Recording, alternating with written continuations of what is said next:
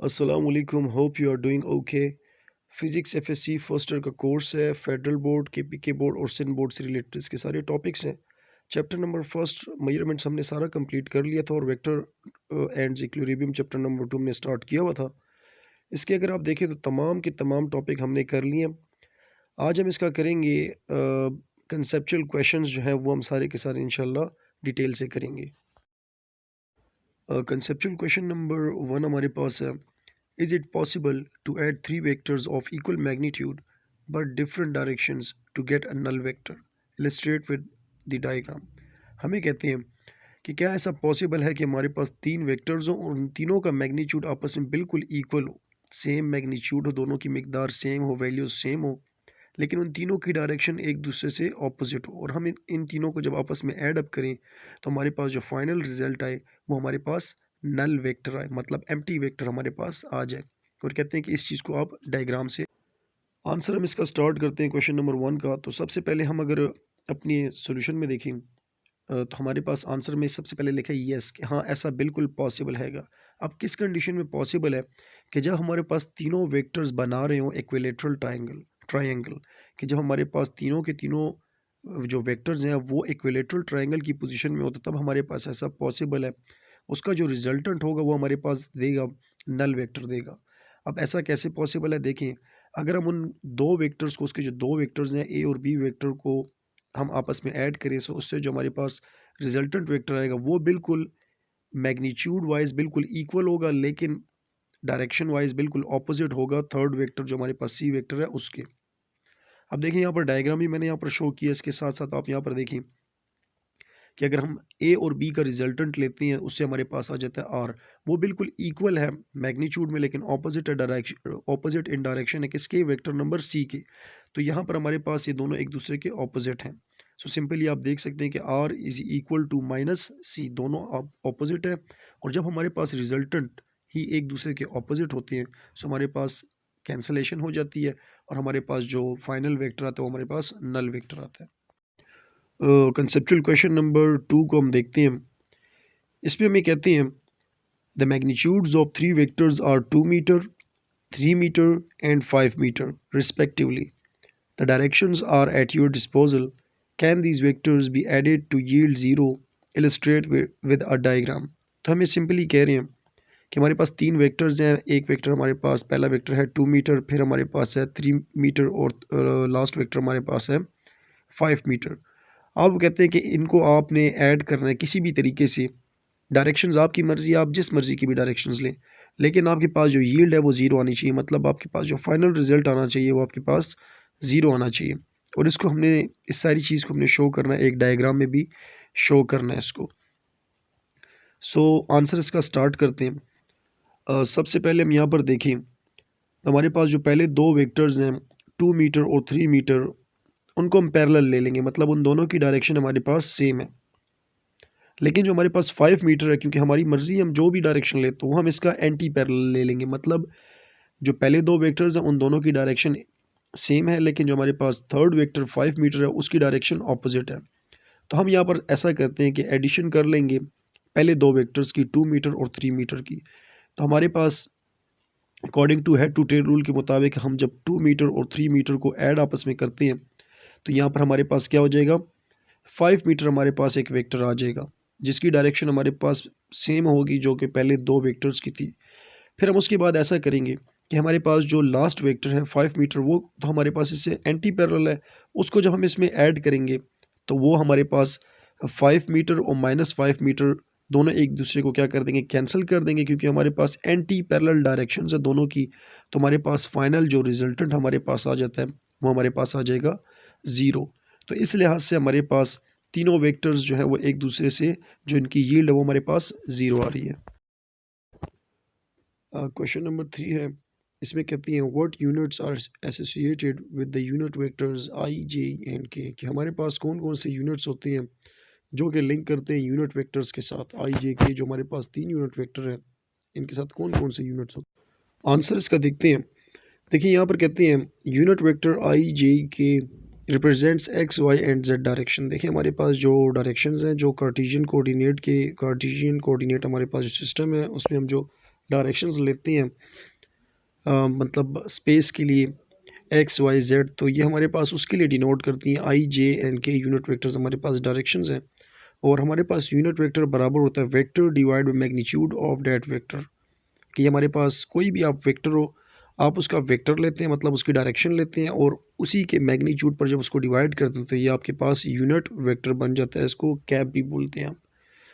तो यहाँ पर देखिए एक एग्जांपल है, कहते हैं अगर आपके पास एक वेक्टर है और वो हमारे पास किसी एक स्पेसिफिक डायरेक्शन में एक्स डायरेक्शन में है, तो हम इसका यूनिट वेक्टर आई लेंगे और यूनिट वेक्टर आई हमारे पास बराबर होगा vector F divide by magnitude of that force F आप ले लेंगे।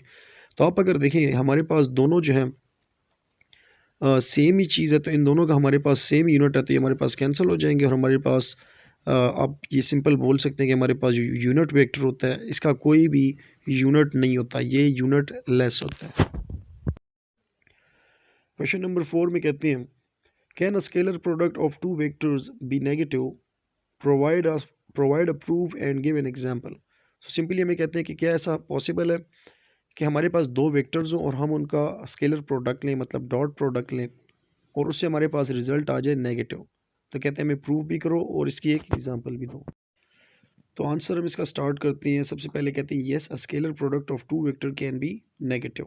तो ये कैसे होता है? Scalar product of two vector is defined as the product of magnitude of one vector and the component of the vector of the other vector in the direction of first vector. तो हम scalar product इस तरीके से लेंगे कि हमारे पास दोनों का एंगल हमारे पास ऑपोजिट हो जाए। यहाँ पर तो कह रहे हैं कि अगर हम मैक्सिमम लेना चाहते हो तो हम क्या ले लेंगे? ज़ीरो एंगल ले लेंगे। तो उससे हमारे पास आ जाएगा A B cos theta, theta की जगह हम ज़ीरो पुट करेंगे तो हमारे पास जो प्रोडक्ट आएगा वो मैक्सिमम आएगा। लेकिन अगर आप चाहते हैं कि आपके पास ऑपोजिट डायरेक्शन में वो नेगेटिव हो तो हम क्या कर लेंगे कि हमारे पास वेक्टर ए और वेक्टर बी के बीच में जो एंगल होना चाहिए वो एंटी पैरेलल एक दूसरे से होने चाहिए। मीन्स डैट उन दोनों के बीच का एंगल 180 डिग्री होना चाहिए।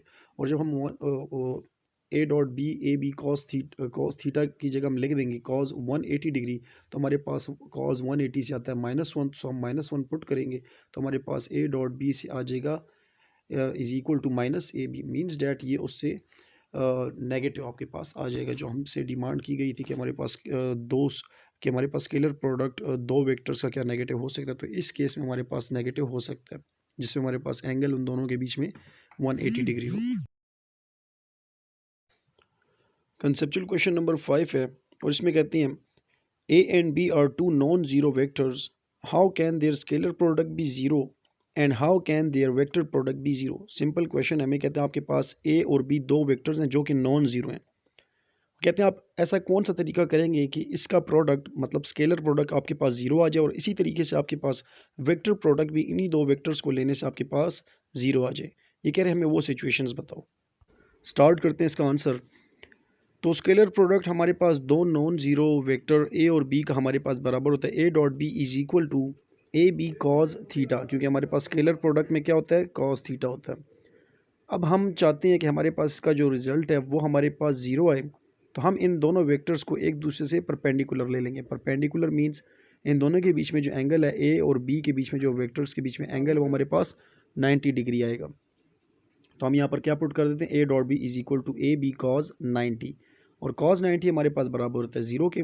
तो जब हम इसको ज़ीरो को ए बी से मल्टीप्लाई करेंगे तो हमारे पास ए डॉट बी आ जाएगा ज़ीरो के बराबर। मतलब हमारे पास फर्स्ट कंडीशन सेटिस्फाई हो गई जिसमें इन्होंने कहा था कि हमारे पास स्केलर प्रोडक्ट से ज़ीरो आना चाहिए, तो वो हम ले आए। इसी तरीके से हमारे पास जो इसका पार्ट बी है जिसमें मैं कह रहे हैं कि वेक्टर प्रोडक्ट से ज़ीरो आना चाहिए इन्हीं नॉन ज़ीरो वेक्टर से। तो हम इन नॉन ज़ीरो वेक्टर्स को जब हम वेक्टर प्रोडक्ट लेते हैं तो हमारे पास A cross B is equal to आता है A B sine theta, cross के बीच हम साइन थीटा पुट करते हैं। अब हम चाहते हैं कि हमारे पास अगर ज़ीरो आए तो हम एंगल इन दोनों के बीच में ले लेंगे, या तो पैरेलल ले लेंगे और या तो एंटी पैरेलल ले लेंगे। तो पैरेलल हमारे पास एंगल होता है ज़ीरो और एंटी पैरेलल होता है 180 डिग्री। तो इन दोनों से हमारे पास ज़ीरो आता है तो हम यहाँ पर एक ही पुट कर देंगे तो हमारे पास आ जाएगा A B sine zero. A B sine zero से हमारे पास सिंपली मल्टीप्लाई हो जाएगा ए बी के साथ, तो हमारे पास फाइनली आ गया A cross B is equal to zero. तो ये हमारे पास सेकंड कंडीशन थी जिसमें हमने वेक्टर प्रोडक्ट्स को ज़ीरो के बराबर लाना था, वो हम ले आए हैं। कंसेप्चुअल क्वेश्चन नंबर 6 है हमारे पास। इसमें कहते हैं suppose you are given a non zero vector A, the scalar product of vector A the scalar product of A with an unknown vector b is 0. Likewise, the vector product of a with b is 0.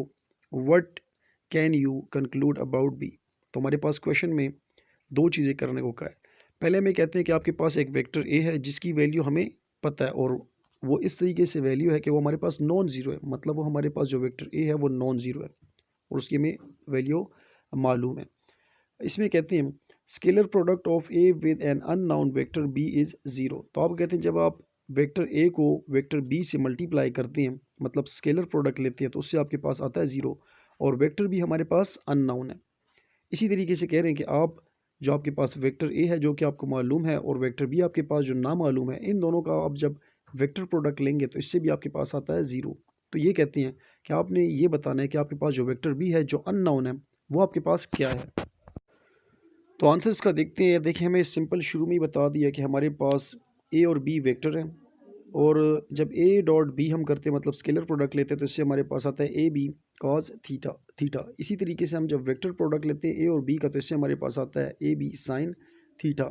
अब according to condition अगर आप देखें तो दोनों scalar और vector product से हमारे पास final result जो आ रहा है वो ज़ीरो आ रहा है, मतलब ए डॉट बी भी ज़ीरो आ रहा है और ए क्रॉस बी भी हमारे पास ज़ीरो आ रहा है, जबकि हमारे पास ए जो है वो नॉन ज़ीरो है। तो इसका मतलब ये हुआ कि हमारे पास जो वेक्टर बी है वो हमारे पास क्या है, ज़ीरो है, मतलब उसका जो हमारे पास जो वेक्टर बी है वो हमारे पास ज़ीरो हो गया।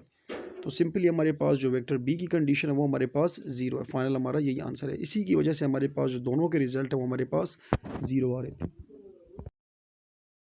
कंसेप्चुअल क्वेश्चन नंबर 7 है। इसमें कहते हैं why a particle experiencing only one force can not be in equilibrium. Simple हमें कह रहे हैं कि हमारे पास अगर एक बॉडी के ऊपर सिर्फ और सिर्फ एक ही फोर्स लग रही है तो वो हमारे पास इक्विलिब्रियम कंडीशन में नहीं हो सकती। ये कह रहे हैं ऐसा क्यों होता है। आंसर इसका स्टार्ट करते हैं। तो देखिए हमारे पास कोई भी चीज़ अगर आप चाहते हैं कि वो इक्विलिब्रियम में हो तो उसके लिए हमारे पास दो कंडीशंस का होना बहुत ज़रूरी है। कि हमारे पास फर्स्ट कंडीशन जो हमारे पास है वो है कि summation of all forces is equal to zero और सेकंड कंडीशन आपके पास है summation of all torque is equal to zero. लेकिन यहाँ पर ये बात करें कि हमारे पास सिर्फ और सिर्फ एक फोर्स हो तो यहाँ पर हमारे पास जो कंडीशंस हैं इनकी कि ऑल फोर्सेस वाला कंसेप्ट तो वो तो यहाँ पर अप्लाई नहीं होगा कि हमारे पास नेट फोर्स भी यहाँ पर नहीं आएगी और ना ही तो हमारे पास नेट टॉर्क आएगी हमारे पास, जिससे हमारे पास ज़ीरो का वो आता था। तो इस लिहाज से हमारे पास पार्टिकल हमारे पास इक्विलिब्रियम कंडीशन में नहीं रह सकता। इक्विलिब्रियम कंडीशन में रहने के लिए हमारे पास एक से ज़्यादा फोर्सेस का होना शर्त है। अगर नहीं है तो इस वजह से हमारे पास वो जो बॉडी हमारे पास वो इक्विलिब्रियम में नहीं रहेगी। अदरवाइज़ वो हमारे पास या तो ट्रांसलेशनल मोशन करेगी और या तो वो रोटेशनल मोशन करेगी, क्योंकि हमारे पास अकेली फोर्स को कोई भी बैलेंस नहीं कर सकता। एक फोर्स को बैलेंस करने के लिए दूसरी फोर्स का होना बहुत ज़रूरी है। कंसेप्चुअल क्वेश्चन नंबर 8 में आपको कहते हैं to open the door that has the handle on the right end the हिंगर on the left a torque must be applied. Is the torque clockwise और counterclockwise when viewed from the above. यहाँ तक एक question है। Does your answer depends on whether the door opens toward और away from you. तो simple कह रहे हैं कि आपके पास एक डोर है जिसका हैंडल आपके पास राइट साइड पर और आपके पास उसका हैंगर जो एक्सिस ऑफ रोटेशन है वो लेफ्ट साइड पर। तो लाजिमी बात है जब आप इसके ऊपर फोर्स अप्लाई करेंगे तो टॉर्क प्रोड्यूस होगी। अब यहाँ पर पहला क्वेश्चन ये पूछ रहे हैं कि जब आप उस डोर को ऊपर से देखेंगे तो क्या उसमें जो टॉर्क प्रोड्यूस हो रही है वो क्लॉकवाइज होगी या काउंटर क्लॉकवाइज होगी, ये पूछते हैं।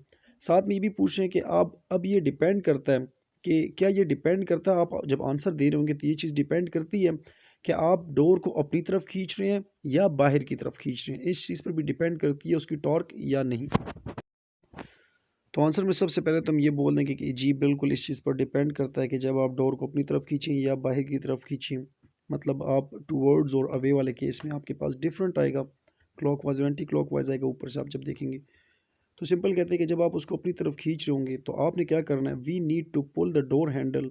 तो आप क्या करेंगे, the direction of force is toward us, तो फोर्स की डायरेक्शन हमारी तरफ होगी। Does if we align our fingers to right hand along R and curl them in the direction of F, आप जो फोर्स अप्लाई करें उसकी डायरेक्शन में आप उसको चेंज करें। Our thumb points in the downward direction clockwise torque is produce. तो यहाँ पर जो हमारे पास टॉर्क प्रोड्यूस हो रही है सिंपल वो हमारे पास क्लॉकवाइज टॉर्क प्रोड्यूस हो रही है। और इसी तरीके से आप जब अवे लेके जा रहे हैं तो इसके जो ऑपोजिट जो वाइस वर्सा केस है वो आप अप्लाई कर देंगे। तो वहाँ पर हमारे पास जो टॉर्क प्रोड्यूस होगी वो हमारे पास काउंटर क्लॉकवाइज टॉर्क प्रोड्यूस होगी। कंसेप्चुअल क्वेश्चन नंबर 9 है, इसमें कहते हैं explain the warning never use a large wrench to tide in a small board. तो आपको कहते हैं कि आप इस वार्निंग को एक्सप्लेन करें कि कभी भी हमें छोटे बोर्ड को बड़े रेंच से या लॉन्ग स्पैनर से ओपन या टाइट नहीं करना चाहिए। कहते हैं ऐसा क्यों है, इसको एक्सप्लेन करें। देखिए यहाँ पर हमारे पास आंसर में कहते हैं कि जब आप लॉन्ग रेंच यूज़ करेंगे, बड़ा रेंच यूज़ करेंगे एक स्मॉल बोल्ट को ओपन करने के लिए, तो एक्सिस ऑफ रोटेशन से लेके जिस पॉइंट पर आप फोर्स लगा रहे हैं वहाँ तक का जो डिस्टेंस है वो आपके पास ज़्यादा होगा as compare to small wrench. तो देखिए आपके पास टॉर्क के बीच में और मोमेंट आर्म के बीच में जो रिलेशन है वो डायरेक्ट रिलेशन, जितना आपके पास डिस्टेंस ज़्यादा होगा, मोमेंट आर्म ज़्यादा होगा, उतना ही आपके पास टॉर्क भी ज़्यादा प्रोड्यूस होगी। अब यहाँ पर सिंपल बात ये होगी कि हमारे पास डिस्टेंस ज़्यादा है तो हमारे पास टॉर्क ज़्यादा प्रोड्यूस होगी, जिसकी वजह से हमारे पास जो बोल्ट है उसके टूटने का ख़तरा हो सकता है, क्योंकि आप उसको टाइट, आप समझेंगे कि आप हल्का टाइट करें लेकिन वो टॉर्क ज़्यादा प्रोड्यूस हो जाएगी और वो टूट जाएगा। तो सिंपल इस वजह से नहीं यूज़ किया जाता। तो देखिए आज हमने physics first year chapter number 2 vectors and equilibrium के कंसेप्चुअल क्वेश्चन जितने भी थे वो सारे के सारे हमने कंप्लीट कर लिए विद सॉल्यूशन। हमने सारा कुछ उसमें जो कुछ था वो हमने एक्सप्लेन किया और उसको डायग्राम्स के थ्रू भी उसको डिटेल से पढ़ा। इंशाल्लाह नेक्स्ट वीडियो में हम इसके कंसेप्चुअल क्वेश्चन डिटेल से करेंगे।